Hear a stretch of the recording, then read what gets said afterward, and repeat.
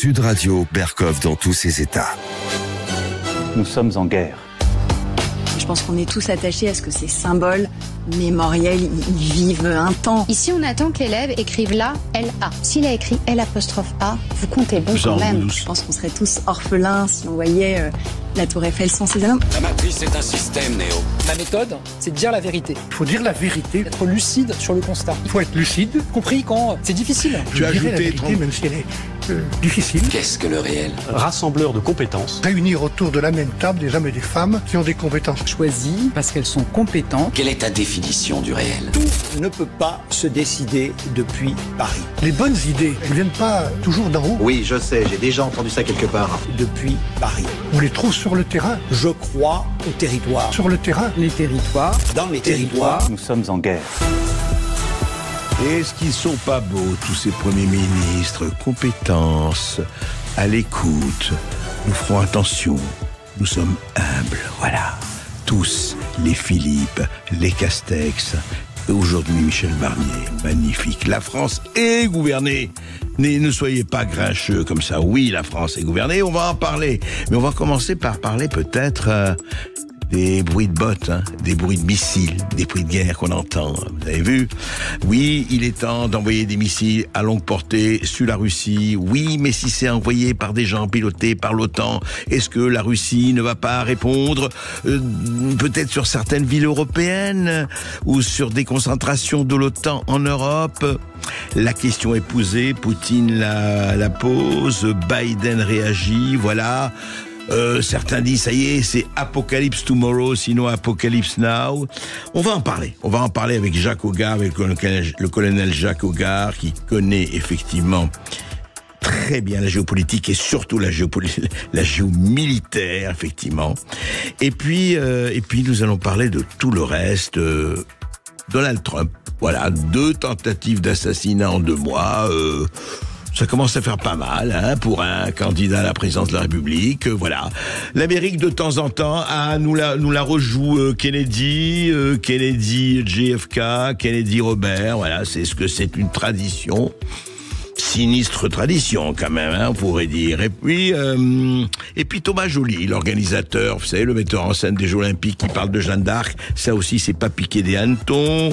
L'orthographe, l'écriture inclusive. Et puis en seconde partie, on va parler des BRICS. Vous allez me dire, c'est quoi les BRICS? Non, c'est pas les briques qui font les bâtiments, c'est les BRICS. C'est les BRICS, la Russie, l'Inde, la Chine, l'Afrique du Sud, tous ceux qui aujourd'hui prônent pour la dédollarisation du monde et pour un monde multipolaire. Un livre passionnant. Est-ce que les BRICS vont être un jour les nouveaux maîtres du monde? On vous explique tout, on vous parle de tout et on a question à tout. Bon, je n'aime pas la blanquette de veau. Sud Radio, Berkov dans tous ses états. Alors, André Berkov, aujourd'hui, on a un invité qui va nous parler de la guerre en Ukraine. Est-ce qu'on est à la veille de la Troisième Guerre mondiale? Eh bien, on peut se poser la question sans jouer du tout les Cassandres ou les transmetteurs d'Apocalypse, mais il se passe quelque chose vraiment d'assez préoccupant, c'est le moins que l'on puisse dire. On en parle tout de suite. Sud Radio, Berkov dans tous ses états.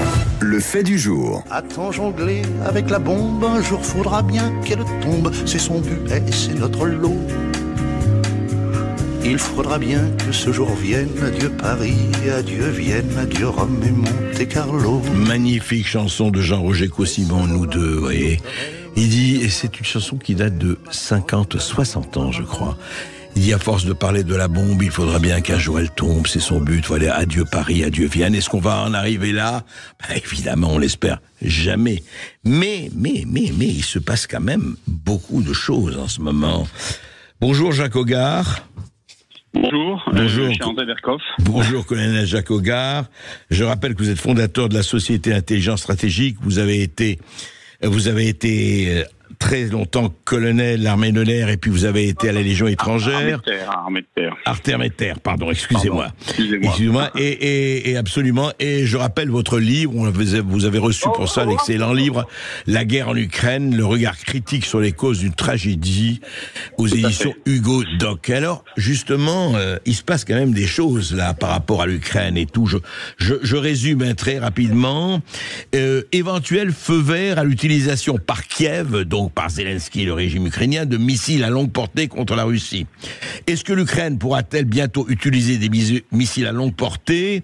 Volodymyr Zelensky, le président ukrainien, a accusé vendredi dernier ses alliés d'avoir peur d'évoquer la possibilité d'abattre eux-mêmes des drones et des missiles russes dans le ciel ukrainien. Et il doit rencontrer Joe Biden. Et voilà, et Joe Biden a dit les États-Unis sont là pour aider l'Ukraine, effectivement, comme a dit le Premier ministre britannique Keir Starmer. Et Vladimir Poutine, quand même, a répondu, ou en tout cas, il y a 3 jours, et il a dit « Si les Occidentaux autorisaient l'Ukraine à frapper le territoire russe avec des missiles à plus longue portée, cela signifierait que les pays de l'OTAN sont en guerre contre la Russie. » Et Keir Starmer d'ajouter « Les prochains mois et semaines pourraient être décisifs. » Alors, on entend les bruits de bottes, on entend non pas la mobilisation générale comme en 40, mais il se passe quand même quelque chose. Et d'abord, Colonel Hogar, je vous demandais quels sont et qu'est-ce que c'est que ces missiles à longue portée que l'on éventuellement on donnerait le feu vert pour les envoyer sur le territoire russe? Alors, ce sont des missiles attaque CMS. Ce sont des missiles, disons, à longue portée, mais jusqu'à 300 km à peu près. Oui. Ce sont des missiles, en particulier le M39A1, qui est une des versions plus récentes, disperse des sous-munitions dans un rayon assez large, qui couvre une partie du territoire, évidemment, au-delà de l'impact du missile lui-même. Et ils ont quand même l'inconvénient de coûter chacun 1,5 à 1,7 million de dollars l'unité. Chaque missile. D'accord. Chacun. Ce qui fait que la dernière livraison américaine, qui aurait été selon les informations dont on dispose, de 300 attaques CMS, aurait coûté environ 500 millions de dollars. Ouais. Alors, le problème, c'est pas... Alors, il y a d'abord un coût qui est quand même énorme, parce que ces missiles se heurtent à des intercepteurs russes qui coûtent environ entre 100 000 et 200 000 dollars pièce. Donc, il y a c'est pas le même rapport qualité-prix, oui. C'est pas le même rapport qualité-prix. Bon. Deuxièmement, il y a le nombre.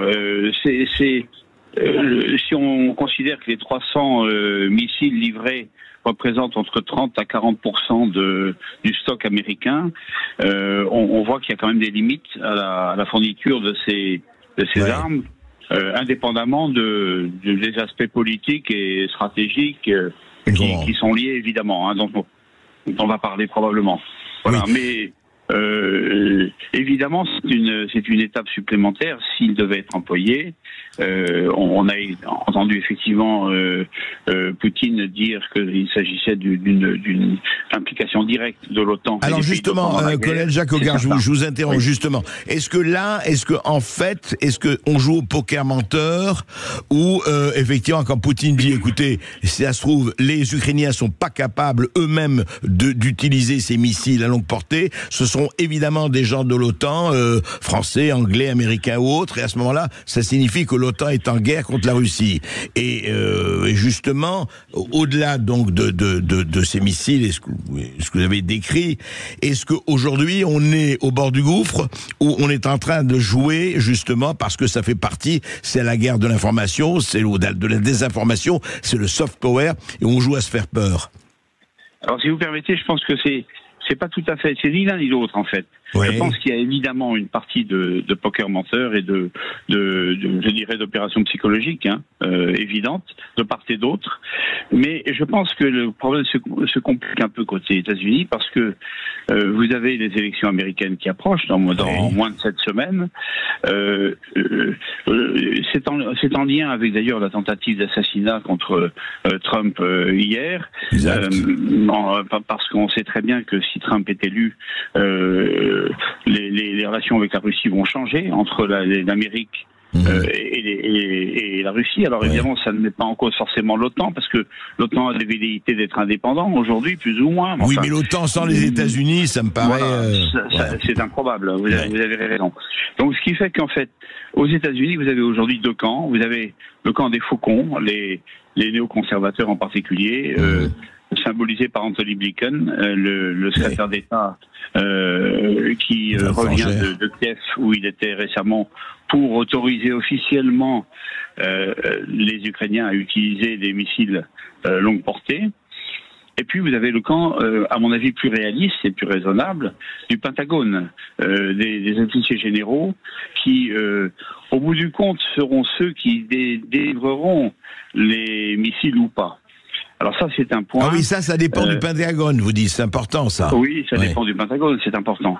Et alors, moi, ce que je sais, c'est que le Pentagone a demandé un plan stratégique à Zelensky pour qu'il explique comment il entend parer à l'inévitable riposte des Russes en cas de frappes ukrainiennes dans la profondeur. Ouais. Le Pentagone n'a toujours pas de réponse. Et puis, il lui a demandé en deuxième élément de fournir une liste des objectifs envisagés. Alors, on n'est pas dans le secret d'État, on n'a pas tous ces éléments en détail, mais les analystes un peu informés estiment qu'il est peu probable que le président ukrainien réussisse son grand oral, franchisse sa première étape, si vous voulez, celle de la validation du plan global. Et puis même, en admettant que ce soit le cas, on pense que la liste des objectifs sera forcément très limitée, ne serait-ce que par, encore une fois, le nombre des missiles disponibles. C'est ce que vous avez dit. Alors, mais évidemment, je pense que le vrai problème, c'est un problème politique entre faucons et qui sont toujours capables, à mon avis, de faire de la guerre à outrance. Mais je pense que cette surenchère guerrière cache en fait une grande panique. Parce que la guerre, à mon avis, je dis depuis longtemps, est perdue. Et c'est pas l'offensive de Koursk qui va changer quelque chose. Ça changera rien au plan général. Et en même temps, je pense que Koursk est un problème qui est en train d'être réglé de son côté. Tout à fait. Alors, ce qui est intéressant, c'est qu'on voit quand même que les Européens évoluent un peu.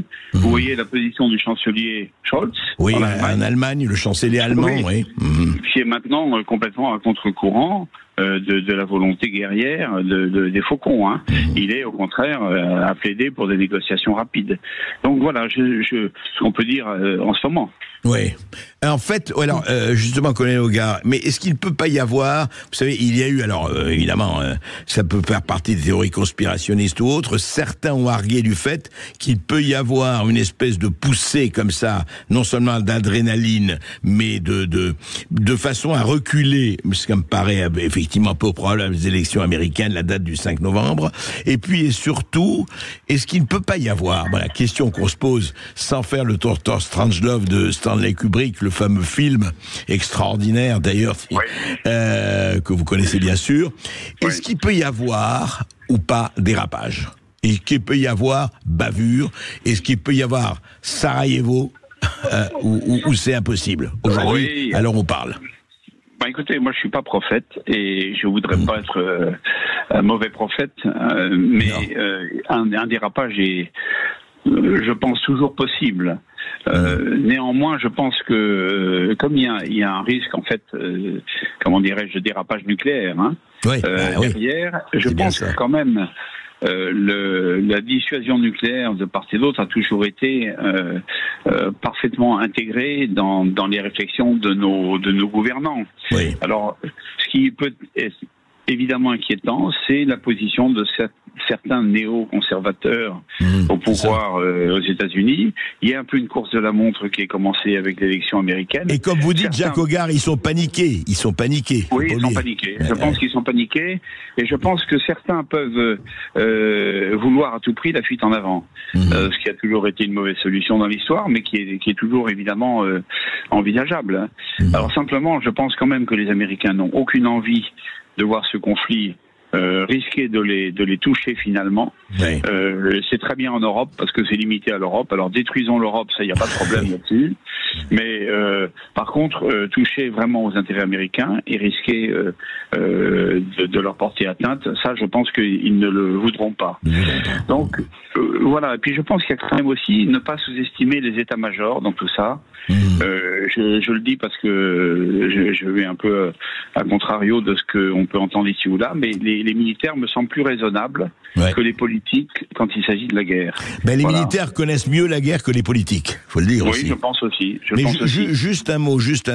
Oui. Le complexe militaro-industriel que dénonçait déjà le président Eisenhower en 1951, les Lockheed Martin et compagnie. À votre avis aussi, ils se rangeront, ils seront raison gardée au moment où ça peut basculer?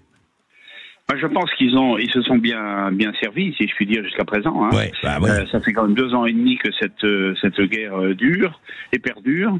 Donc je pense que les retombées sont quand même assez substantielles. Alors maintenant, là aussi, si vous voulez, je pense que les responsables du lobby militaro-industriel sont quand même sous surveillance. Des généraux qui sont, à mon avis, quand même un peu conscients des risques réels qui existent aujourd'hui. D'accord. Merci Jacques Hoggard, merci pour vos éclaircissements, parce que on entend vraiment effectivement beaucoup de choses, et j'espère en tout cas que tous auront effectivement à cœur de raison garder. Merci beaucoup. Nous sommes bien d'accord. Merci. Merci beaucoup, colonel Jacques Hoggard. Donc nous parlions de la guerre en Ukraine et de cette possibilité d'autoriser l'Ukraine à utiliser des missiles à longue portée. Vous avez une question, une réaction, vous pouvez appeler au 0826 300 300 ou mettre un commentaire sur notre Facebook Live. On se retrouve dans quelques instants pour parler de la 2e tentative d'assassinat sur Donald Trump. Ici Sud Radio. Les Français parlent au français. Les carottes sont cuites. Les carottes sont cuites. Sud Radio Berkov dans tous ses états. Mais dites-moi, on peut plus jouer au golf tranquillement? Il y a un problème, le golf, qui est quand même le sport le plus décontracté, le plus paisible, le plus non-violent qui soit.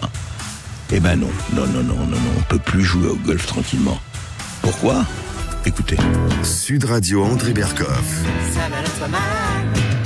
Berkov dans tous ses états, ça balance pas mal sur Sud Radio. Monsieur le Président, je vous fais une lettre que vous lirez peut-être si vous avez le temps.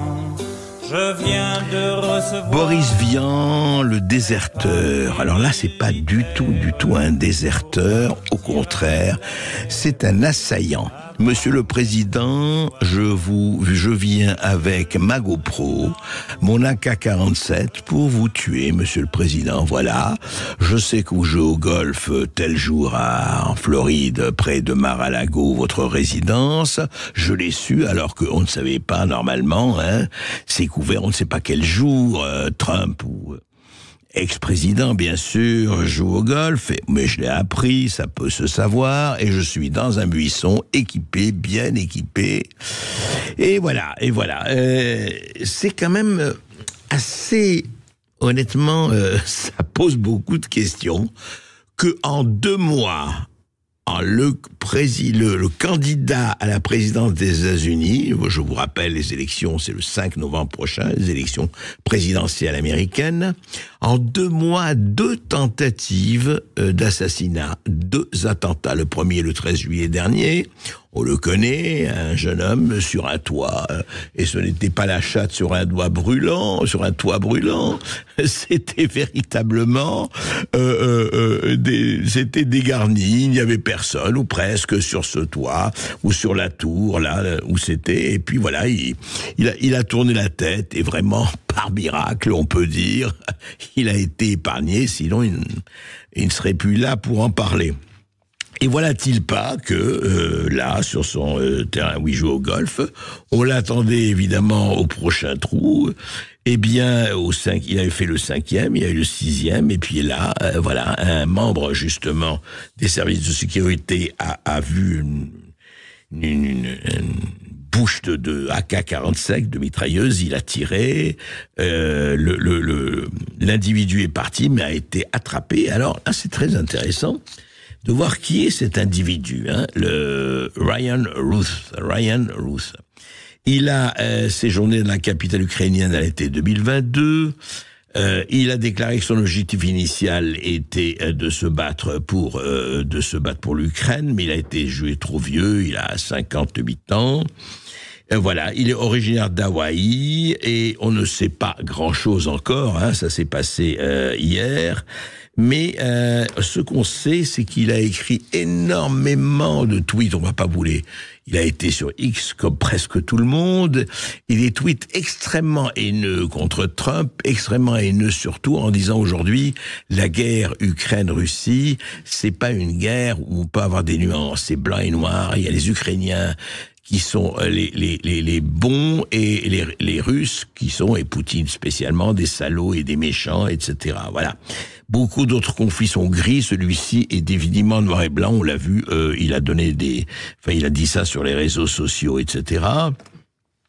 Donc, quand on lui a demandé ce qu'il faisait en Ukraine, il a déclaré que son objectif initial était de venir se battre, mais après que le plan n'ait pas fonctionné, il s'est tourné vers la promotion de la cause auprès des autres. Alors, il a essayé de recruter pour l'Ukraine des combattants. Alors, diverses agences disent qu'on ne les connaît pas, qu'on ne sait pas ce qu'ils voulaient, etc. En tout cas, il est chef du Centre international des volontaires qui aide les étrangers désireux de soutenir l'Ukraine par des moyens militaires et humanitaires. Voilà, on est toujours en pleine guerre, on en parlait avec Jacques Hogar, et voici maintenant que ça devient vraiment un motif. Alors, la question qu'on se pose, on est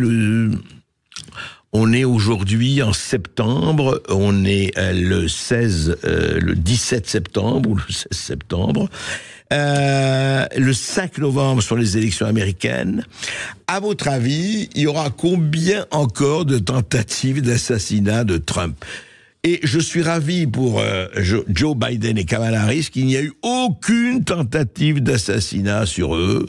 Et d'ailleurs, il y a eu Ronald Reagan, et on le sait, il y a quelques années, il y a eu Kennedy en 63, John Fitzgerald Kennedy, et il y a eu Robert Kennedy en 68, tous les deux morts, assassinés, attentats, etc. Voilà. Et aujourd'hui, encore une fois, qu'est-ce qui se passe ? Eh ben, il se passe aussi que, quel que soit ce qu'on peut penser de Trump, il y a quand même cette question qui un jour sera résolue, ou en tout cas à laquelle sera répondu par les historiens. Qu'est-ce qui fait cette haine ? Qu'est-ce que c'est que ce Trump dérangement syndrome ? Qu'est-ce qui fait qu'il y a une haine et il y a des discours absolument, vraiment incroyables ? Il faut le tuer, il faut l'éliminer, il faut l'envoyer paître. Et c'est pas possible que ce type reste en vie. Je crois que nous avons un auditeur, c'est Philippe. Et bonjour. Bonjour André, vous m'entendez ? Oui, je vous entends très bien, Philippe. Bon, voilà, moi je voudrais réagir sur votre premier sujet, là, sur les risques d'embrasement et de guerre mondiale. En fait, j'ai l'impression des fois d'être dans un monde parallèle. Bon, tous ceux qui s'intéressent un peu à l'histoire et aux deux premières guerres mondiales, oui, doivent avoir le même effarement. En fait, on est dans un risque d'engrenage majeur, comme les deux premières guerres mondiales, et on comprend pas. Les gens continuent à avoir une réaction lors des élections, par exemple aux législatives. Moi, je pensais que tous les partis qui étaient pour la guerre en Ukraine et tout ça allaient se prendre une raclée monumentale, parce qu'en fait, c'est un sujet majeur. Il faut savoir que, en fait, quand on parle de Troisième Guerre mondiale, tout le monde pense que ça va être la fin du monde et tout ça, mais non, pas du tout. Je reporte les gens, les auditeurs, à s'intéresser à un excellent spécialiste qui s'appelle Gérard Chevrier, et qui a parlé de la Troisième Guerre mondiale depuis longtemps. C'est un expert de la guerre mondiale. Et lui, sa théorie, elle est simple. C'est que, de toute façon, toutes les guerres mondiales ont commencé par là où elles se sont terminées. C'est-à-dire, la Première Guerre mondiale a fini par l'avènement de l'avion. Et l'aviation a démarré à ce moment-là. Donc la Deuxième Guerre mondiale a commencé par l'aviation. La Deuxième Guerre mondiale s'est terminée par les chars, et la Troisième Guerre mondiale va commencer par les chars et se terminera par la Deuxième Guerre mondiale s'est terminée par une guerre. Abrégé un peu là, on va pas. Donc, oui, et la troisième. Oui, mais attendez, Philippe. Il y a quand même une chose, il y a quand même une nuance qui n'est pas seulement une nuance. C'est que ni la première ni la Deuxième Guerre mondiale, il y avait l'arme nucléaire. Et vous savez très bien les ravages que peuvent faire les armes nucléaires. Alors, ça n'a franchement, on n'est pas du tout. Je ne dis pas que la Terre va disparaître, je ne dis pas que c'est l'apocalypse. Mais enfin, franchement, du point de vue de la nature, ce n'est plus seulement le degré, c'est la nature des choses qui changent avec le nucléaire. Oui, Philippe, vous ne croyez pas? Oui. Non, mais André, la Deuxième Guerre mondiale s'est terminée par une bombe atomique. D'accord? Donc, la théorie de Gérard Chevrier, et je pense qu'elle est la bonne, c'est qu'elle commencera la troisième par une bombe atomique. Et sa théorie à lui, c'est qu'il existe des armes, des arsenaux maintenant atomiques qui sont capables de faire du mal sans rayer de la carte des pays. C'est-à-dire que c'est des bombes atomiques à faible intensité, mais qui sont capables de rayer une région. Vous voyez ce que je veux dire? Oui, Philippe, en tout cas, vous m'avez donné on va faire venir Gérard Chevrier. C'est une très bonne idée. Je crois que, effectivement, j'avais entendu parler, je n'ai pas lu ses livres, mais c'est évident que c'est quelqu'un qui est un interlocuteur valable et qu'on va faire venir. En tout cas, Philippe, vous croyez, vous pensez, non, juste un mot. Vous avez dit, vous pensiez que les partis qui prônent la guerre en Ukraine et qui sont totalement pour la continuation de la guerre allaient être effectivement sanctionnés. Vous savez très bien que les élections, malheureusement, ne sanctionnent pas là-dessus, hein. Ouais, je suis un peu encore naïf, mais je pensais quand même que les gens allaient réfléchir et qu'ils allaient se dire, quand même, là, ça prime sur tout le reste, en fait, même sur le pouvoir d'achat, même sur l'immigration, sur n'importe quoi. En fait, c'est la survie, quoi. Donc, j'ai été déçu un peu. Bon, je comprends. Voilà. Merci en tout cas, merci Philippe. Et vous pouvez continuer à réagir au 0826 300 300. On se retrouve dans quelques instants pour la perle, la huée et le bravo d'André Berkoff. Sud Berkoff dans tous ses états. Juste pour rappeler à propos de la tentative d'assassinat de Donald Trump, que le suspect, on dit bien le suspect, et pas question de dire, a fait une publicité pour les bataillons Azov. Vous savez, en Ukraine, il a participé à une vidéo d'encouragement aux bataillons Azov, ou de propagande, comme vous. Et rappelons-nous que le jeune qui a été lui tué, qui a tiré sur Donald Trump lors de son meeting le 13 juillet dernier, lui, il a fait une publicité pour BlackRock. Ouais, c'est un hasard. Faut pas tout de suite. Vous êtes conspi, là, vous tirez des conclusions. Je ne tire aux conclusions, je donne des faits. Mais on va parler là de Jeanne d'Arc. Pourquoi Jeanne d'Arc? Eh bien parce que il paraît que c'est un travesti, Jeanne d'Arc. Ah bon? Écoutez. Sud Radio Berkoff dans tous ses états. Les perles du jour.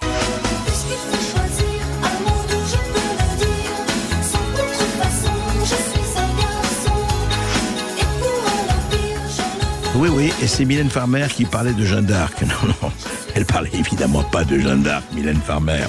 Mais alors c'est très intéressant, le directeur artistique des Jeux Olympiques, vous vous rappelez la cérémonie d'ouverture qui a été tellement commentée de part et d'autre, et quelle polémique, c'est la cérémonie aussi de fermeture, etc., qui a d'ailleurs un talent, Thomas Joly, quel que soit ce qu'on peut penser de lui. Mais là, c'est intéressant, il vient de donner un entretien au journal Le Monde, alors justement, et où il dit... Parce qu'il parlait que l'artistique, et là il revendique la dimension politique. Voilà, il dit, voyez, je le dis, voilà, il dit ceci, c'est très joli. Notre culture est faite de cette fluidité de genre. Voilà. La culture française, c'est la fluidité de genre. Oui, d'ailleurs, Molière, c'est la fluidité, Racine, etc. Fluidité de genre. Bon. Et puis il dit cette chose formidable, ma mission était de dire qui nous sommes, dans tous les tableaux apparaissent des corps différents, de la diversité, les femmes, des hommes maquillés ou costumés, le théâtre était partout, très bien. Et il ajoute toujours dans cet entretien au Monde, les rois français se poudraient et portaient les talons. Jeanne d'Arc, une des plus grandes travesties de notre histoire, n'a-t-elle pas été condamnée parce qu'elle était vécue en homme ? Donc, pour Thomas Joly, Jeanne d'Arc, c'était une drag queen. Oui, enfin, un peu en avance sur son temps, mais c'était une drag queen. Alors, quand on entend ça, est-ce qu'on peut rappeler à ces gens est-ce qu'ils peuvent se documenter un tout petit peu? Est-ce qu'ils peuvent écouter ce que c'est qu'est l'histoire de France? Non pas que ça me choque qu'il dise ça, c'est pas ça du tout. C'est qu'il dit des conneries et des erreurs historiques manifestes. Parce que Jeanne d'Arc, il faut lire n'importe quel historien, quand même, lorsqu'elle a rejoint l'armée française pour mener des campagnes militaires, s'habiller en homme lui permettait de se protéger plus efficacement, oui, à l'époque, hein, comment on était guerrier avec le juste au corps, les codes de mailles, etc. Les vêtements masculins de l'époque étaient plus adaptés à la guerre, offrant une meilleure protection sur le champ de bataille. En outre, soyons clairs, cela réduisait les risques d'agression sexuelle dans des environnements majoritairement masculins. C'est ce qu'a écrit un internaute. En portant des habits d'homme, Jeanne d'Arc se conformait aux normes militaires de l'époque, où seuls les hommes étaient soldats. Seuls les hommes étaient soldats. Ses vêtements renforçaient son image de chef de guerre et lui permettaient d'être prise au sérieux par les soldats et les officiers. Et puis la légitimité religieuse, évidemment, Thomas Joly ne sait pas ce que c'est qu'une légitimité religieuse, ça n'existe plus, paraît-il. Mais Jeanne d'Arc a souvent déclaré que c'était une directive divine qui l'avait poussée à adopter ces événements, les voix qu'elle avait entendues à Don Rémy.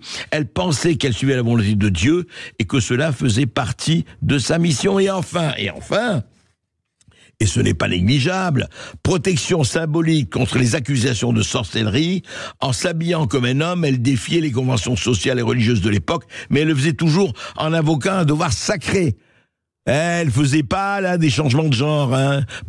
C'est pas du tout ça. C'est qu'elle était obligée, sinon elle aurait brûlé effectivement vive sur l'échafaud. Voyons, est-ce qu'on peut rappeler à ces gens qui veulent faire qu'ils fassent l'artiste, qu'ils fassent des représentations plus ou moins réussies, plus ou moins ratées, mais qu'ils transportent ça en disant mais non, vous savez, Jeanne d'Arc, l'une des plus grandes travesties de notre histoire. Pourquoi raconter des imbécilités et des fake news aussi bêtes? C'est bête, c'est ça. C'est idiot. C'est-à-dire, on peut défendre une cause, la cause des gens, la cause genriste, la cause woke, la cause tout ce qu'on veut, mais en la défendant, en déformant l'histoire, et pire qu'un crime, c'est une faute. Et c'est une imbécilité. Alors franchement, ce qu'on demande d'abord à ces gens, c'est de lire un tout petit peu. Hein. Le talent, c'est très bien, mais la documentation et la connaissance, c'est encore mieux. Sud Radio Berkov dans tous ses états. En relisant ta lettre, je m'aperçois que l'orthographe et toi, ça fait deux. C'est toi que j'aime, ne prends qu'un aime, par-dessus tout. Ne me dis point, il en manque un, que tu t'en fous. Je t'en supplie, point sur lui. Fais-moi confiance. Merveilleuse chanson de Serge Gainsbourg, effectivement, sur l'orthographe, hein, en lisant ta lettre. Alors vous disiez, bon, c'est amusant, quand même, c'est drôle, il se marre. Mais pas du tout, c'est le réel. Et quel réel encore plus aujourd'hui. Écoutez ce que disait le 3 septembre, vous voyez, il y a quelques jours, sur CNews, Myriam Meyer est professeure de français et de latin. Voilà. Ce que je sais, je peux donner cet exemple. Quand nous corrigeons le brevet, on nous convoque le matin et on nous dit « Voilà les consignes de correction ». Ici, on attend que l'élève écrive là, L-A. S'il a écrit L''A, vous comptez bon quand même, parce qu'il a eu l'idée du son. Parce qu'il a eu l'idée du son, c'est un là. Bon, bah il a mis un là, il a peut-être pas orthographié correctement. Et vous êtes professeur, vous dites « Non, c'est hors de question ». Mais qui dit ça? Mais ça, c'est des consignes qui viennent directement d'en haut. Des consignes qui viennent directement d'en haut. Voilà, je dis là, la forêt, et il écrit L''A. Mais oui, c'est bien, mais enfin, ne le sanctionnez pas, c'est le son. Là, L''A, et là, ça se prononce de la même façon. Et par exemple, si je veux parler de l'eau, hein, l'eau qu'on boit, l'eau thermale, et je vais écrire l'eau, L-O-H. Eh ben alors, le son n'est pas bon. J'ai dit l'eau L-O-H et l'eau L''EAU. Où est le problème? quand on arrive à ce stade, et voilà Myriam Meyer, professeur de français et de latin, obligée d'obéir aux injonctions venues d'en haut. Est-ce que c'est d'en haut de son collège, ou est-ce que c'est en haut de son lycée, ou est-ce qu'en haut de monsieur je ne sais quel ministre, ou sous-ministre, ou néo-ministre, c'est quoi? Vous imaginez qu'on arrive à ce degré, mais de rachitisme du bulbe, qui consiste à dire, ah, c'est le son. Ah oui, ah, c'est la même chose. Je vais écrire comment là? L-A? Non, L''A. Ah bah bien sûr, c'est tellement mieux. Vous avez raison, c'est vrai. Le son, voilà. Alors maintenant, je vais vous dire, essayez, on va faire du phonétique et on va s'amuser beaucoup, voilà. On va transcrire tout en phonétique. Voilà, ça se passe en 2024 à l'éducation nationale, dans les lycées, collèges français, voilà, où on étudie le français et le latin. Mais le français, la culture française, ça n'existe pas. Comme dit Thomas Joly, c'est de la fluidité de genre. Alors soyons fluides dans l'oral. Disons la, l'eau, le, li, et finissons sur l'intelligence française régionée par Babebi-Bobu. Voilà, ça c'est la fin de la culture et c'est bon. Sud Radio Berkov dans tous ses états.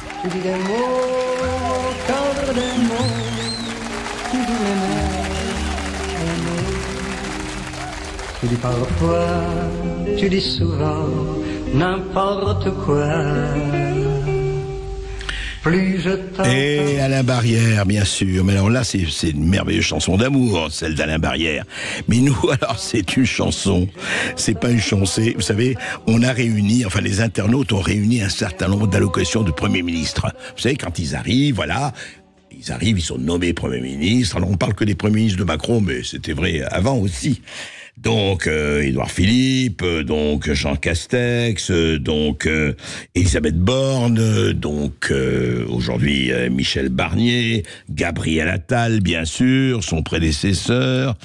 Et écoutez, juste comme ça, très rapidement, vous allez voir la première fois qu'il passe à la télévision, en général TF1 ou France 2, bien sûr, pour annoncer le sermon sur la montagne. Écoutez. Qui partage cet esprit de refus du sectarisme. Le sectarisme est une preuve de faiblesse. Donc il faut ouvrir la table à tous ceux qui le voudront. Ma méthode, c'est de dire la vérité. Il faut dire la vérité. Être lucide sur le constat. Il faut être lucide. Compris quand c'est difficile. Je dirai la vérité même si elle est difficile. Je le dis avec beaucoup d'humilité. Avec beaucoup d'humilité. Beaucoup d'humilité. Le gouvernement sera rassembleur de compétences. Réunir autour de la même table des hommes et des femmes qui ont des compétences. Choisies parce qu'elles sont compétentes. À la recherche de solutions. Chercher des solutions. Je veux qu'on trouve les bonnes solutions. Proposer des solutions. Trouver des solutions aux problèmes qui préoccupent les Français. Tout ne peut pas se décider depuis Paris. Les bonnes idées, elles viennent pas toujours d'en haut. Depuis Paris. On les trouve sur le terrain. Je crois au territoire. Sur le terrain. Les territoires. Prendre en compte les partenaires sociaux. Les partenaires sociaux.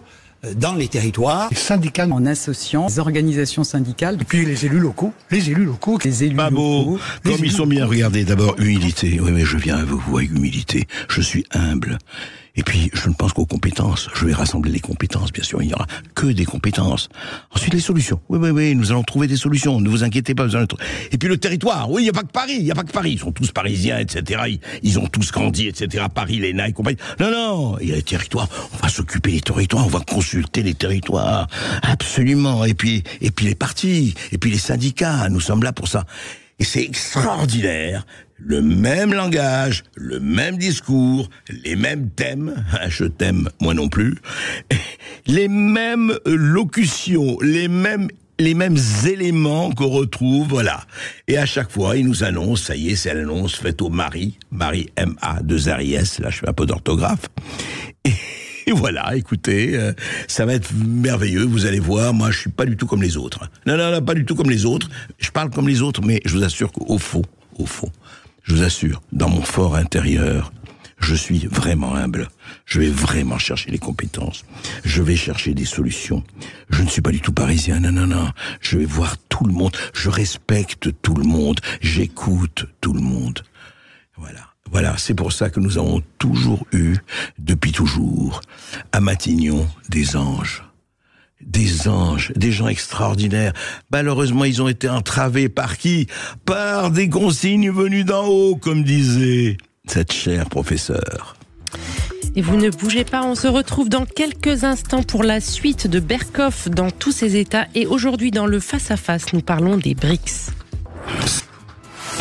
Sud Radio Berkoff dans tous ses états. Le face-à-face. Alors aujourd'hui, André, on va parler des BRICS avec notre invité Sergueï Kolesnikov. Les BRICS, nouveaux maîtres du monde, c'est son livre aux éditions RIC. Bonjour Sergueï Kolesnikov. Bonjour André Berkoff, merci de votre invitation.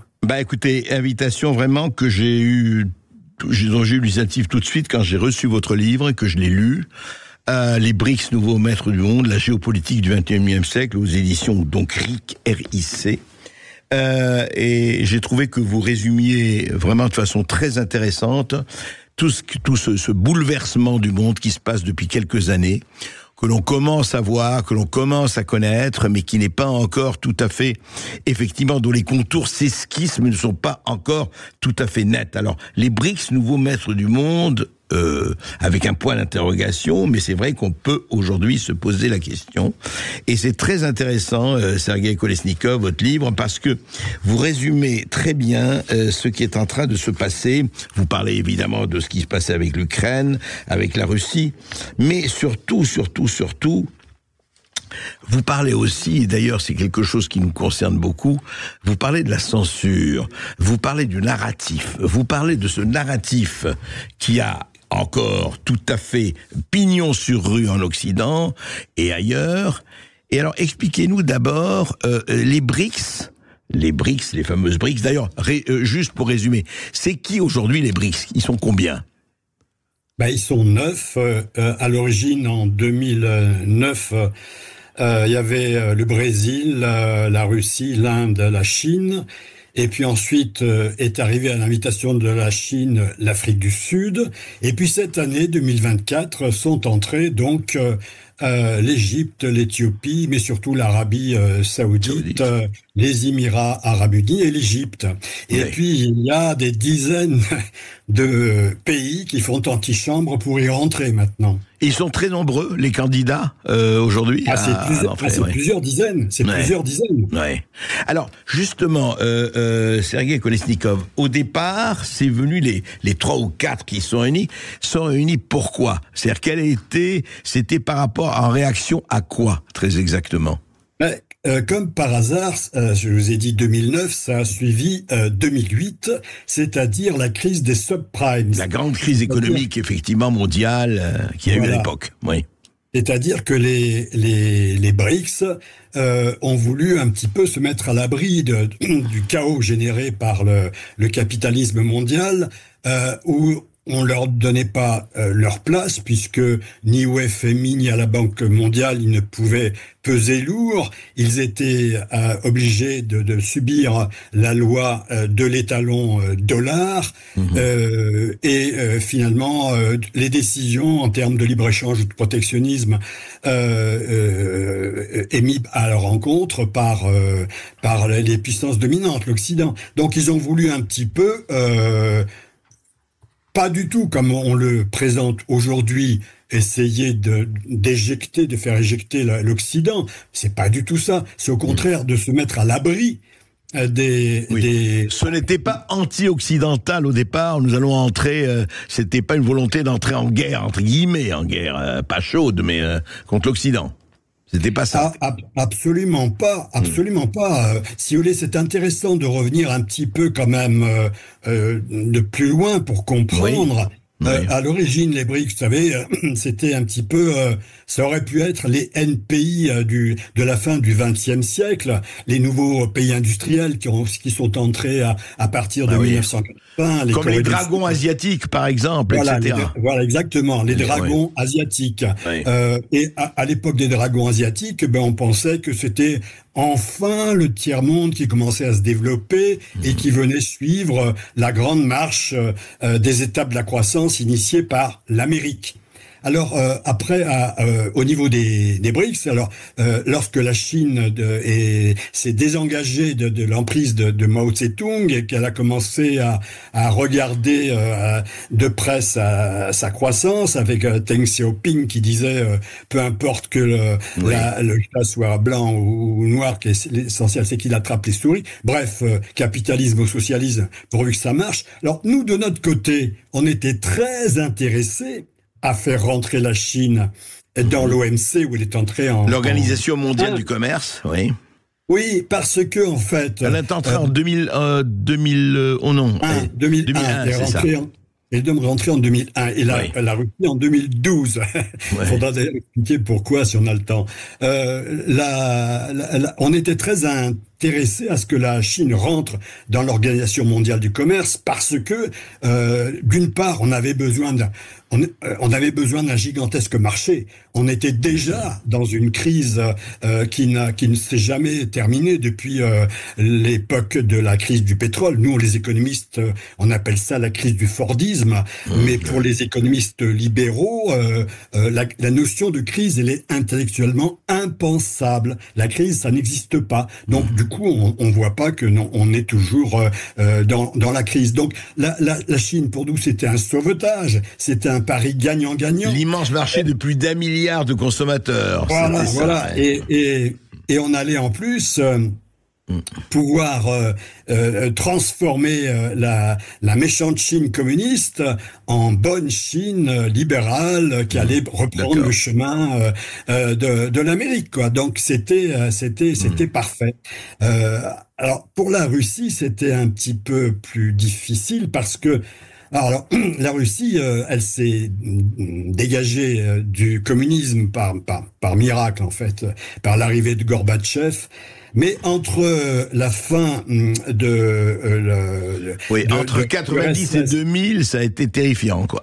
Ah oui, ça a été terrifiant, le mot est faible, parce que dans les années 90, la Russie va plonger dans le chaos, la désespérance, la crise la plus abominable. Le pays sera aux mains de la mafia. C'est la crise de 29, si vous voulez, la même chose, la même ampleur que la crise de 29, mais vécue par la Russie. Et ça allait très bien aux Américains. Ça allait tellement bien que Bill Clinton va financer la réélection de Yeltsin. Boris Yeltsin, oui. Mais c'est une chose qu'on oublie. Bill Clinton va aussi aider Yeltsin à finir sa guerre de Tchétchénie. Ça aussi, on l'a oublié. Mais bon, tout ça n'a qu'un temps, celui des années 1990, après quoi, avec la doctrine Primakov, ce sera le ministre des Affaires étrangères puis Premier ministre de Yeltsin, on commence déjà à s'orienter vers un pivot asiatique. Et avec Poutine, qui arrive d'abord comme Premier ministre, puis très rapidement comme président. Alors là, les Américains commencent à comprendre que c'est pas tout à fait la même chanson qu'avec Yeltsin. Mais est-ce que je voudrais vous demander justement, parce que vous en parlez, Sergueï Kolesnikov, dans votre livre, est-ce que vraiment la fameuse doctrine de Zbigniew Brzezinski et autres, vous savez qu'il a le grand échiquier, mais d'autres aussi. Est-ce que vraiment les néoconservateurs américains, une partie de la classe dirigeante américaine, voulaient vraiment, est-ce que ce n'est pas trop exagéré, ils voulaient vraiment démembrer la Russie, en finir avec la Russie, ça devait être maintenant une espèce de conglomérat dont on allait tirer tout ce qu'on allait tirer, c'était vraiment leur intention? Alors, vous savez, pour comprendre finalement tout ce qui se passe aujourd'hui, il faut revenir à 1991, lorsque l'URSS s'effondre et à l'époque, il y avait Herbert Bush et Gorbatchev, c'était des gens de valeur.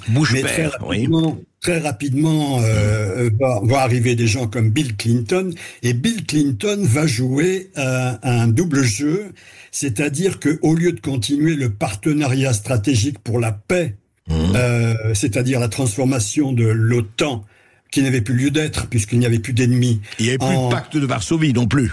Ouais. Non, il n'y a plus de pacte de Varsovie non plus. Donc, au lieu de transformer l'OTAN en alliance pacifique et en alliance pour promouvoir la paix et la prospérité dans le monde, on a raté quelque chose de phénoménal.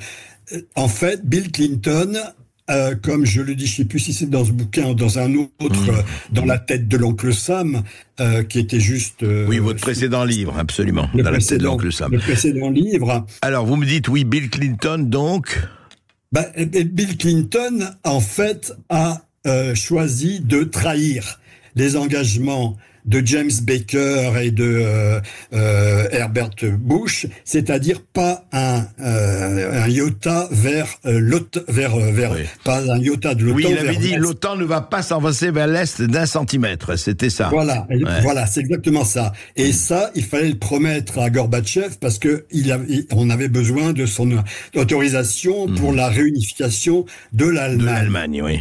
Bon, eh bien, c'est ce que Bill Clinton, dans un premier temps, allait faire croire à Yeltsin, et puis ensuite, très rapidement, au début des années 1990, il va trahir sa parole, appeler, je crois que c'était vers 97, les 3 premiers pays, Pologne, Tchéquie, je sais plus si c'était Roumanie, à rentrer dans l'OTAN.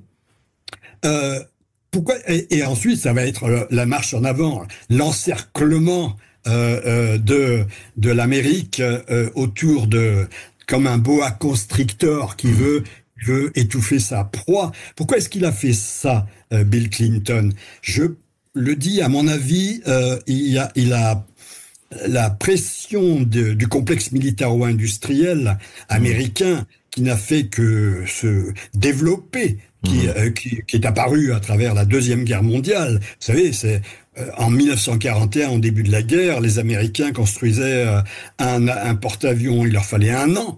Et puis ensuite, très vite, ça sera 3 semaines. 3 semaines, oui. Et donc, et après... donc c'est le complexe militaro-industriel qui a pesé sur... il continue. Il continue. Le complexe militaro-industriel, il a besoin de guerre. Il a besoin de... Allô, oui. Ah, je crois que nous avons un petit problème. Andrei Berkov reçoit aujourd'hui Sergueï Kolesnikov qui revient dans quelques minutes. Il est l'auteur du livre Les BRICS, nouveaux maîtres du monde. Si vous avez une question, si vous avez une réaction, n'hésitez pas à nous appeler au 0826 300 300 ou à réagir sur notre Facebook Live. On se retrouve tout de suite. Sud Radio, Berkov dans tous ses états. Et je ne suis pas le seul, dans tous mes états, vous le savez, les BRICS, nouveaux maîtres du monde, le formidable bouleversement auquel nous assistons en ce moment. Sergueï Kolesnikov a écrit un livre très intéressant et très informé sur le sujet, aux éditions RIC. Alors, Sergueï Kolesnikov, avant la pause, nous parlions justement du fait que on va passer, parce on va avancer sur cette histoire qui nous concerne. Mais déjà, vous voyez, c'était en 90, 94, 97, donc il y a 30 ans, déjà, les choses s'inversaient. On avait dit effectivement à Gorbatchev que l'OTAN n'allait pas avancer d'1 centimètre à l'est. Maintenant, il y a les pays anciennement, effectivement, sous le joug soviétique qui n'en voulaient plus, qui voulaient aller à l'OTAN. Enfin, il y a eu tout ce qui s'est passé. Et effectivement, est-ce que vous avez les chiffres? C'est-à-dire que l'OTAN a en quelques années pratiquement intégré la plupart des pays qui étaient anciennement sous le pacte de Varsovie, le pacte soviétique, carrément. Ça a été vraiment une transformation quasi totale. Absolument, absolument. Je termine juste, mais très rapidement, les raisons pour lesquelles Bill Clinton a changé son fusil d'épaule. La deuxième raison, c'est donc l'Amérique avait enfin son ennemi mortel du temps de la guerre froide au fond du trou. Oui. Donc, une occasion inespérée d'en finir pour une bonne fois pour toutes. Et troisièmement, c'est surtout ça qui me tient à cœur, je pense que ce faisant, l'Amérique est revenue à son ADN. C'est-à-dire que l'ADN de l'Amérique, il est religieux. L'Amérique est choisie par Dieu pour diriger le monde. Alors, version laïque avec Clinton ou Biden, mais c'est toujours ça. Dès que, avec 1991, l'Amérique a voulu donc s'étendre à l'Est, attraper les pays de l'OTAN. Alors, j'entendais il y a pas tellement longtemps sur une radio, je sais plus où, un général, on en a des pas mauvais. Oui, les généraux de plateau, on en parlera, oui. Les généraux de plateau. Oui. Celui-là, il s'appelait Perruche, je crois, ou quelque chose. Et il disait, oui, mais enfin, les pays du pacte de Varsovie, pour les faire rentrer dans l'OTAN, on n'est pas allé les chercher, c'est eux qui ont voulu venir. Alors, c'est parfaitement exact. C'est eux qui ont voulu venir, mais peut-être qu'on n'aurait peut-être pas dû si facilement les accepter aussi. Quand on est à la tête d'un empire, que ce soit la Russie ou l'Amérique, on a des responsabilités géopolitiques, n'est-ce pas? Et donc, on fait attention. Et ce que disait Poutine, c'est-à-dire que il valait mieux pour la paix du monde que ces pays les petits bases, les pays de l'Est, etc., restent des... D'accord, mais ils y sont maintenant. Oui, mais Sergueï Kolesnikov, aujourd'hui, ils y sont, effectivement, on aurait peut-être pu faire autrement. Aujourd'hui, ils sont là. Et je voudrais qu'on parle d'aujourd'hui, et je voudrais qu'on parle d'une dimension qui est très intéressante dans votre livre et que vous résumez et qu'on sait, c'est le narratif. Qu'est-ce qui fait que justement, dans la guerre, vous parlez du soft power, il y a la guerre et la guerre, la guerre des armes, il y a je dirais la parole des armes, et puis il y a les armes de la parole.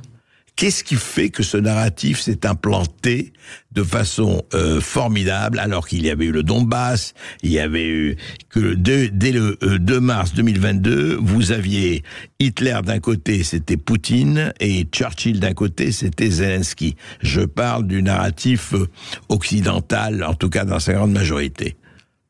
Qu'est-ce qui a fait ça ? Oui. Ça, c'est la question la plus intéressante et la plus difficile que vous posez là. Moi, j'ai commencé effectivement par me poser cette question de savoir pourquoi diable exactement les mêmes qui criaient contre l'impérialisme américain, comme André Glucksmann, l'ex-Mao, ont acclamé les bras ouverts le bombardement criminel de l'Irak par George Bush. Vous voyez ? Alors, il y a effectivement eu un retournement, mais complet. Je dirais que finalement, ces gens auxquels on a donné la parole, comme Glucksmann, n'avaient pas une analyse extrêmement fine, nuancée, intéressante, ni dans un cas quand ils étaient contre l'Amérique, ni dans l'autre cas quand ils sont pour l'Amérique. Alors bref, toujours est-il qu'il y a eu un revirement. La droite bling-bling chez nous, je fais référence à Sarkozy, qui nous a remis dans le commandement intégré, et la gauche caviar. Et la gauche caviar se sont rués dans les bras de l'Amérique.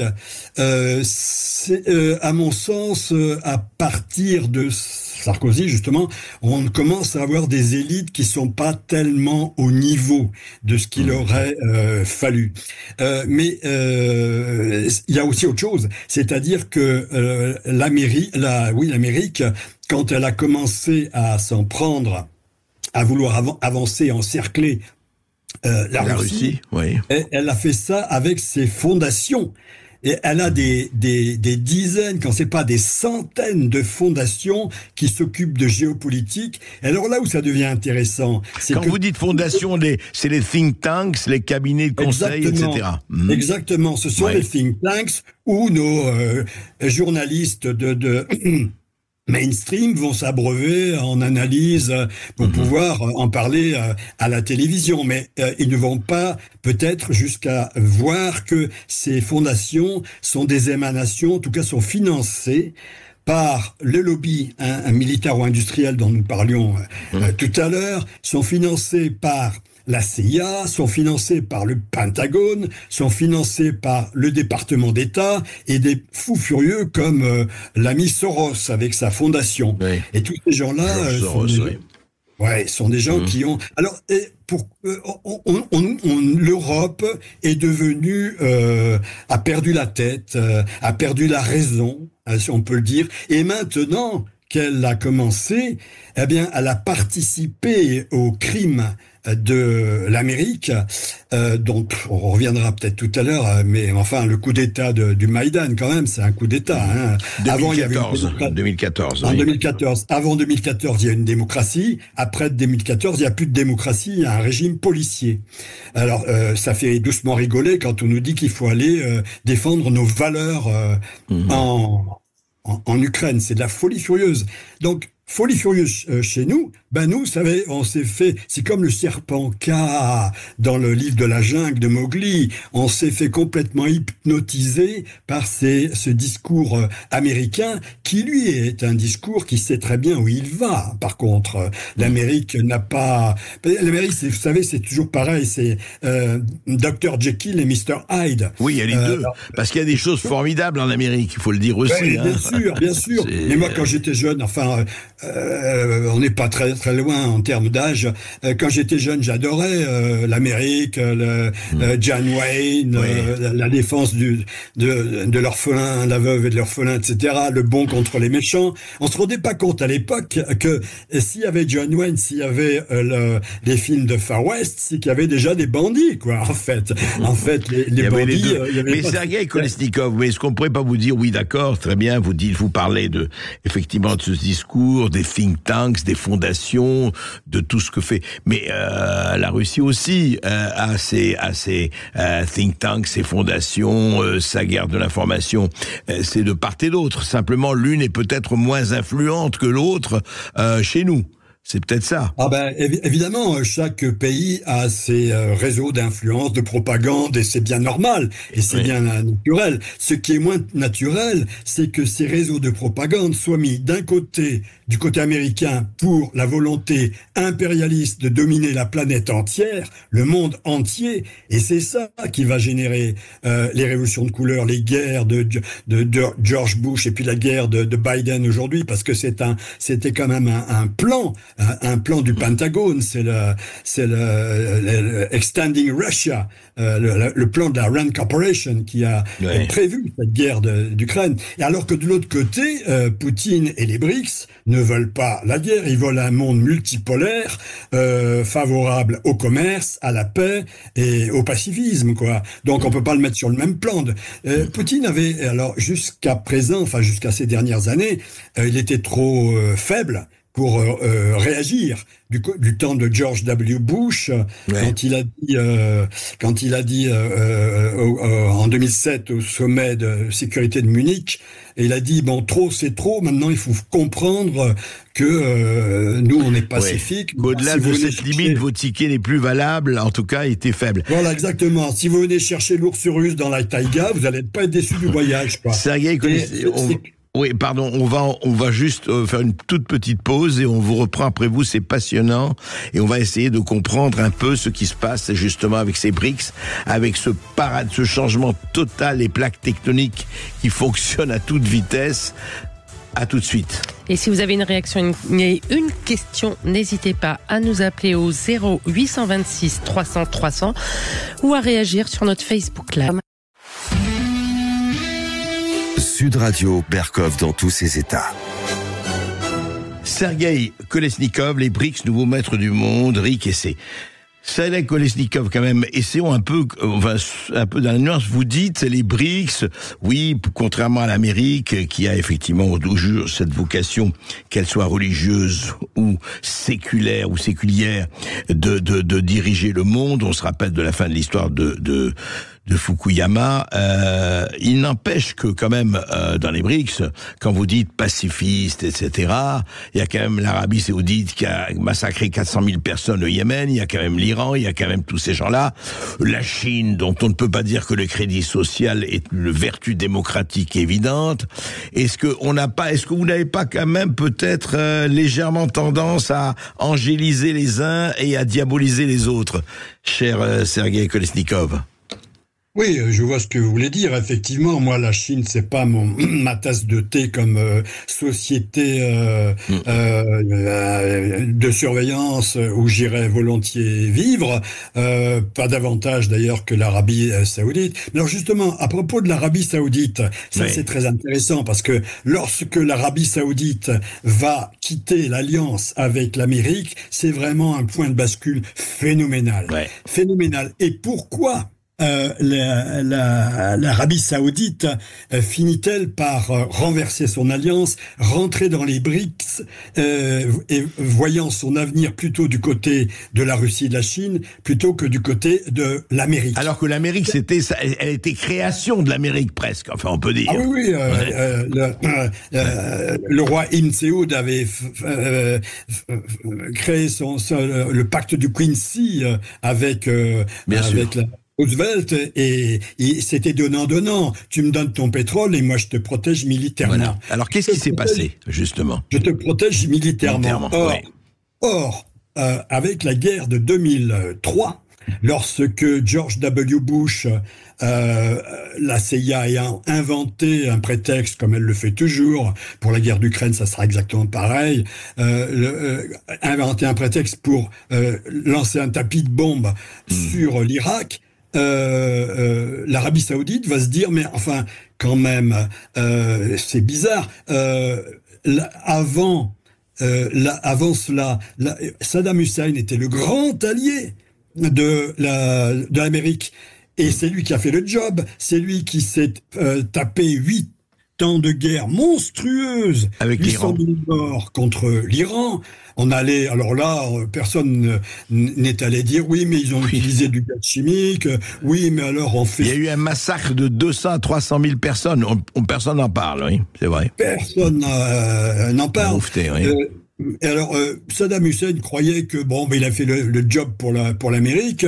Il pouvait peut-être, il avait besoin d'argent après tout ça, aller prendre le Koweït. Qui d'ailleurs, le Koweït, ça appartient à qui le Koweït? Ça nous ramène, vous savez, au mandat de la SDN des Britanniques après la Première Guerre mondiale, lorsque on va découper l'Empire ottoman en tranches, et ni l'origine du Koweït ni l'origine de l'Irak sont tellement simples et évidentes. Donc, toujours est-il que l'Arabie va se dire, oui, mais alors la protection militaire des États-Unis, l'Amérique, s'il se retourne contre son allié, quelle preuve j'ai qu'il va pas se retourner contre moi? Et donc là, les BRICS, parce que eux ne voient pas, ils sont pas affrontés comme je disais tout à l'heure, ils sont pas hypnotisés par le discours des fondations américaines. Eux, ils sont en dehors, ils sont dans ce qui est hier le tiers-monde, et ils voient de côté, ils nous voient de côté, et ils voient bien le double jeu que nous ne voyons pas. Ils voient bien le double jeu de l'Amérique. C'est-à-dire qu'elle, soi-disant, elle va aider la démocratie, la liberté, etc. En fait, elle s'intéresse à ses intérêts, oui, bien sûr. Bien compris. Et elle propage le chaos et la misère de partout. Donc, alors là-dessus, quand il y a l'épisode Trump, Biden dira que c'est un accident de l'histoire. Oui, parce que on verra si cet accident va se renouveler ou pas. On le saura assez vite maintenant. Voilà. Alors, toujours est-il que Biden, quand il revient aux manettes, lui, il a son idée de faire tomber l'escarcelle de l'Ukraine dans son escarcelle. Il a depuis longtemps, parce qu'il était vice-président de Barack Obama, bien sûr. Pendant les 2 mandats. Et puis on connaît les intérêts avec Burisma, on connaît les intérêts, effectivement, l'Ukraine terre à blé de l'Europe, l'Ukraine avec tous les minerais. Enfin, vous en parlez aussi dans votre livre. l'Ukraine. Alors Trump s'était un petit peu rebellé contre le protectionnisme. Enfin, Trump avait lancé une guerre protectionniste contre la Chine. Oui. D'ailleurs, moi à l'époque, j'étais prof, quoi, et je me disais, bon sang, mais on se fait avoir par la Chine, c'est pas possible. On perd nos emplois, on se désindustrialise. Oui, on l'a vu. Et en Europe surtout. Et je dis ça pourquoi? Parce que nous étions, vous me demandiez à l'origine comment vous expliquer que nous fassions une lecture, telle et telle lecture. C'est que nous sommes complètement, sur le plan idéologique, nous avons été complètement à la ramasse, quoi. Déjà, les élites giscardiennes croyaient que on allait, un peu comme Macron aujourd'hui, croyaient qu'on allait faire un monde pacifié, global, le village mondial, les cultures, les frontières disparaîtraient. C'est une lubie totale, quoi. Et donc Trump, il a eu quand même un éclair de lucidité, de se dire si ça continue comme ça, l'économie américaine va disparaître. Trump, je l'admire pour avoir su taper du poing sur la table. Mais les Chinois, c'est des gens qui jouent fin. Alors ils ont mis en place les routes de la soie, l'Inde. C'est toutes les dimensions des BRICS aujourd'hui que l'on voit arriver, que l'on voit advenir. Je crois que nous avons des auditeur en effet en ligne. Voilà. C'est Maurice qui nous appelle des Hauts-de-Seine. Bonjour Maurice. Bonjour Maurice. Bonjour à vous, bonjour Monsieur Berkoff, bonjour Monsieur l'invité, dont j'ai pas retenu le nom. Écoutez, j'interviens parce que je suis j'apprécie beaucoup ce que dit l'invité. Donc moi ce dont on parle, j'ai un petit peu les mêmes couleurs de moustache que l'invité. Vous voyez, et donc je l'ai vécu en direct. En fait, j'ai vu dans ma vie ce qui est en train de se passer, et j'ai pu voir tout comme ça se passait. Vous voyez. Alors j'ai vécu la chute du mur de Berlin. J'ai vécu la visite de Boris Yeltsin avec Clinton, verre de whisky à la bouche. Pendant ce temps-là, bien sûr. Vous étiez où? Vous l'avez vécu par... Excusez-moi. Non, mais je l'ai vécu de votre écran, absolument. D'accord. Oui. Non, j'ai vécu tout ça en direct, comme ça s'est passé. Et j'ai compris, en fait, quand on dit que l'Amérique a sa part de propagande et la Russie aussi, en fait, pour moi, c'est pas symétrique. Je crois qu'il y a quand même quelqu'un qui a des visées sur l'autre. Et que l'autre est en état de défense. À savoir que la Sibérie, la Russie-Sibérie fait 17 millions de kilomètres carrés. La Chine fait 9 millions de kilomètres carrés. Les USA, l'Amérique fait 10 millions de kilomètres carrés. La Sibérie, c'est le territoire dans le futur le plus riche de la planète.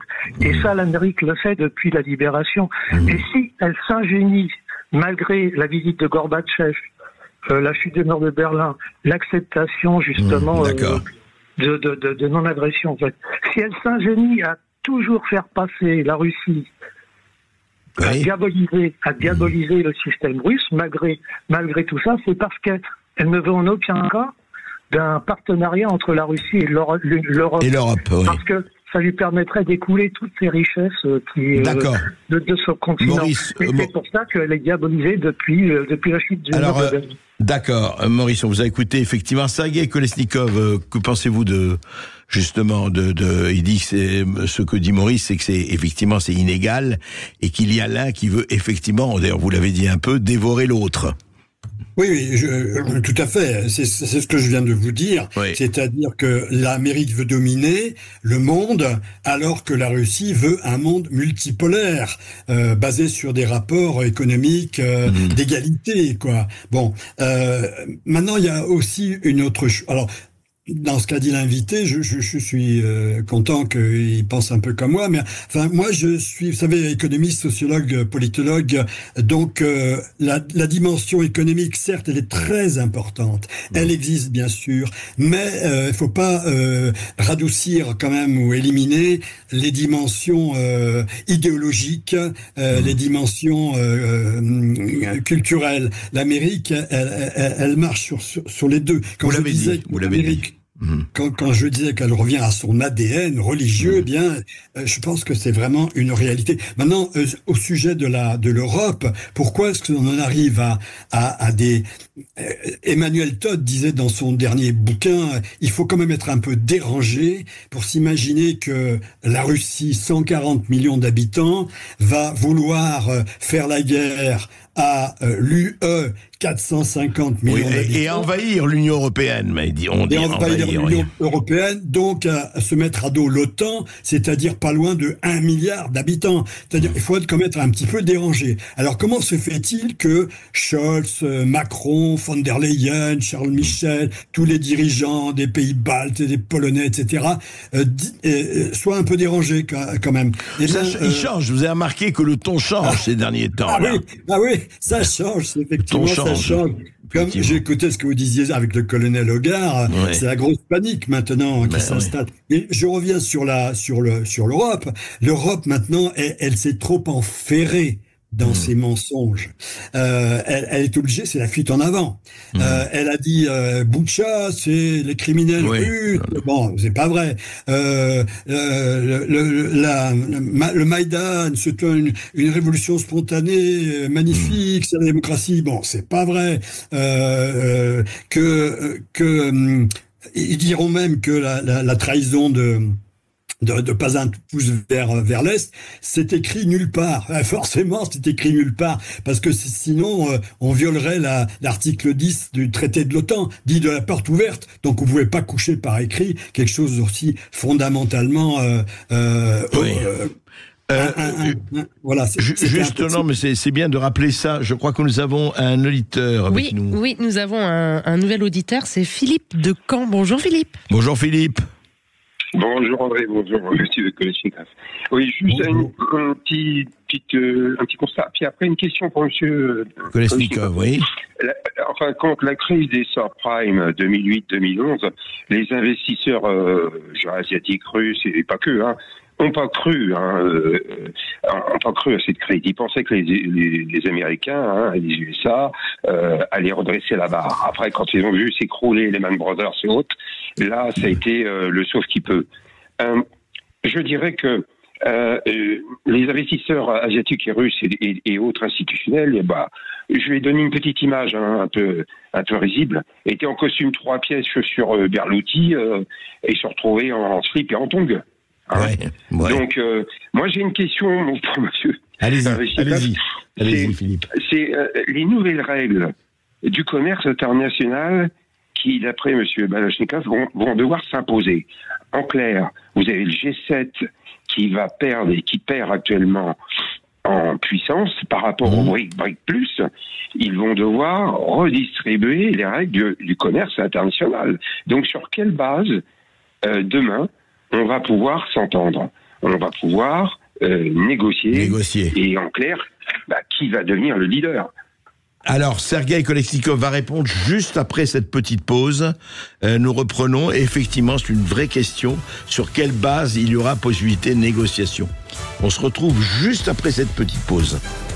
Sud Radio. Sud Radio. Parlons vrai. Parlons vrai. Sud Radio.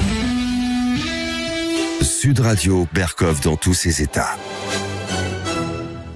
Sergueï Kolesnikov, effectivement, vous esquissez dans votre livre, dans un très intéressant livre, c'est les BRICS et non seulement les BRICS, mais aussi les autres, le narratif, tout ce qui s'est passé. Mais je voudrais qu'on réponde à la question de notre auditeur sur effectivement, aujourd'hui, vous parlez de l'Europe, Sergueï Kolesnikov. Aujourd'hui, je vous posais la question autrement, mais c'est la question de Philippe. Quelle est la marge de manœuvre de l'Europe ? Très franchement, aujourd'hui, à l'heure où on parle, quel est demain, quand même, ça va s'arrêter. Enfin, on peut l'espérer, cette guerre en Ukraine va s'arrêter. Les mêmes qui ont détruit vont reconstruire. L'argent va couler. On ne sait pas vers qui, mais enfin, peu importe. Sur quelle base, aujourd'hui, effectivement, que ce soit le G7, que ce soit justement les BRICS, sur quelle base on va discuter, sur quelle base économique, notamment, on va discuter? Alors, pour répondre je vais vous répondre, et je n'oublie pas la question de Philippe. Qu'est-ce qui se passe maintenant? Comment va repartir le commerce? Faut pas oublier que tout vient de l'Occident. C'est lui qui a décrété les sanctions, qui a coupé le commerce entre la Russie et l'Occident. Et c'est lui qui a poussé la Russie Russie dans les bras de la Chine. Finalement, cette rupture gigantesque entre le G7 et le monde russo-chinois et les BRICS, ça a été voulu par l'Amérique. Alors, pendant ce temps-là, les BRICS, ils s'organisent entre eux, ils continuent à commercer et ils ont créé leur propre banque de développement, ils utilisent leur monnaie, le rouble, le yuan, la roupie, en attendant de faire une monnaie commune, peut-être basée sur l'or, un nouvel étalon or. Mais vous savez, on continue à commercer. Notre gaz, par exemple, eh bien, c'est toujours du gaz russe, pour l'essentiel. Le numéro 1 d'importation du GNL, c'est le GNL russe. Fut un temps où... Le GNL est russe, surtout, oui. Oui, il a pris le dessus en quantité sur le GNL américain. Dites-moi, GNL, pour nos éditeurs, c'est...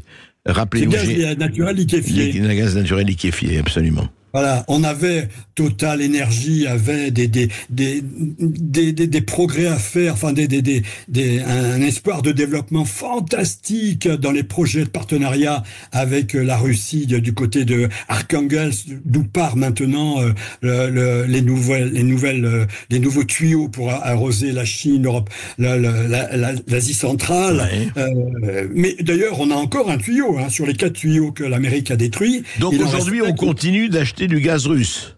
Ah ben bien oui, on continue d'acheter du gaz russe, mais on le paye 4 fois plus cher. C'est-à-dire que, pour finir, c'est nous qui payons la guerre d'Ukraine, vous voyez.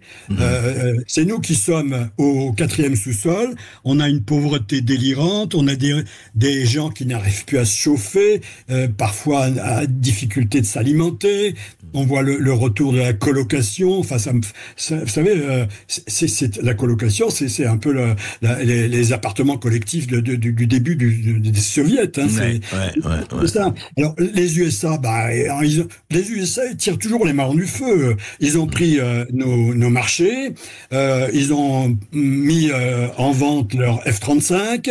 Nous, on n'a pas vendu nos Rafales. Les 56 milliards de dollars de sous-marins qu'on avait vendus à l'Australie, c'est cassé parce que tel est mon plaisir, dira Biden. Et ça passe. Mais pourquoi, juste un mot, pourquoi les Européens, de Macron à Scholz en passant par Starmer, obéissent-ils aussi aveuglement? D'où vient ce que vous décrivez vous-même comme une soumission? Ouais. Je vous ai dit, j'ose pas trop appuyer. Je pense qu'ils sont pas au niveau déjà. En ce qui concerne Macron, il ne faut pas oublier qu'il avait 12 ans lorsque le mur de Berlin est tombé. Il a fait ses études dans des écoles et des grandes écoles qui étaient déjà en décapotade complète. Maintenant, il a tété le progressisme et la culture woke à la mamelle américaine. Et puis, c'est un Young Global Leader. Il a été formé par l'Amérique. C'est d'ailleurs lui qui a vendu nos turbines Arabelle à General Electric.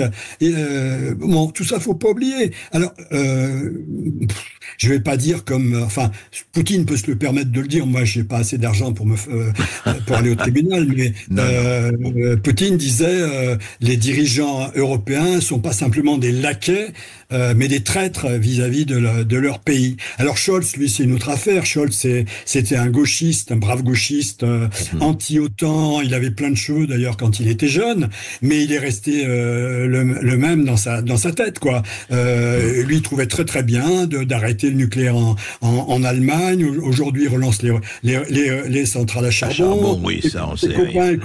Ses copains écolos sont apparemment ravis qu'il relance les centrales à charbon. Donc, oui, on l'a vu, oui, ça c'est clair. Ouais. Donc en fait, si je résumais, c'était votre livre, je ne sais pas résumer votre livre, vous racontez effectivement cette histoire, et nous, alors Europe, on est cocus, battus et mécontents, c'est ça? Mais, je dis, je crois dans ce bouquin, on a 3 choix. Soit on arrive enfin à se débarrasser de Bruxelles. Enfin, Bruxelles, c'est-à-dire j'ai compris. Non, allez-y. Les gens qui planent comme von der Leyen. Oui. Et on arrive à revenir à l'Europe des nations, qui est une chose... Deuxième choix. Non. Deuxième choix. Oui, deuxième choix, on n'arrive pas à faire ça. On va continuer à se déchirer entre les souverainistes et les globalistes. Les mondialistes. Et on va continuer à s'enferrer dans la crise économique. Et troisième choix. Et troisième choix, ça va être des Brexit, des Frexit, des gens qui quittent le navire, quoi, qui quittent la tour de Babel. Voilà, on est au pied du mur. Hein. On est au pied du mur et c'est pour ça qu'il faut effectivement vous renseigner, lire, vous informer. Parce que c'est notre vie quotidienne aussi qui est effectivement en jeu dans cette histoire. Merci Sergueï Kolesnikov. Je rappelle votre livre, Les BRICS, nouveaux maîtres du monde, aux éditions RIX. Vous savez, si vous ne savez pas ce que la politique, si vous ne connaissez pas la géopolitique, n'oubliez jamais, la géopolitique s'occupera de vous.